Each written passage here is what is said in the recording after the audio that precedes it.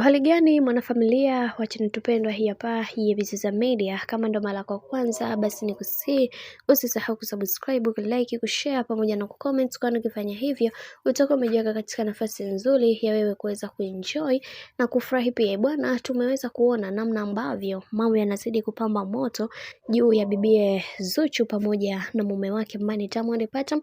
Tumeweza kuona baadhi ya watu wengi waliweza kufunguka vitu vingi na kumwambia kwamba Zuchu ni moja kati ya mwanamke ambaye mara zote anatamani kuweza kuona maisha yake yakiwa katika misingi na mikakati iliyo bora. Haijalishi watu wamekuwa wakisema nini, haijalishi kuna vitu gani ambavyo vimekuwa vikitokea katika hatua yake, ila leo hii tumeweza kuona baadhi ya watu wengi waliweza kumpongeza na kumwambia kwamba ama hakika Zuchu ni mwanamke ambaye anajielewa na kujitambua pia. Ila na yote ya yote tumeweza kuona namna ambavyo alivyoweza kujivunia na mtoto wake na kila kitu kimeweza kwenda kuwa sawa, na wengi wao wakasema katika haya ambayo yanayoendelea sasa hivi Mungu mwenyewe ndiye ambaye anayejua namna ambavyo atakavyoweza kuwafanya watu wengine waweze kuamini zaidi hiki ambacho kilichoweza kutokea. Kiukweli kila mtu anatamani kuweza kuona furaha ya mwenza wake ikiwa katika misingi imara na mikakati iliyo bora, lakini kuna vingi ambavyo kila mtu anahitajika kuweza kujifunza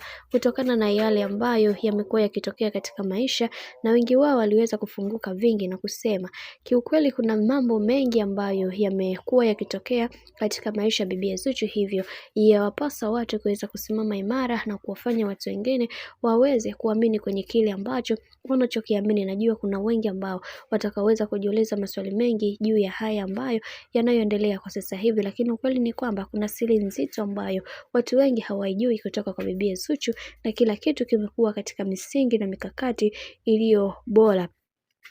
Na wengi wao wakasema yote ya yote tunaamini kila kitu hutokea kwa sababu. Bwana, mambo ni mengi alafu muda ni mchache. Mimi naomba nikusii kitu kimoja, kama ndo mara kwa kwanza basi usisahau kusubscribe, kulike, kushare pamoja na kucomment. Mimi sina la ziada. Wacha nikutakia siku njema na kazi njema.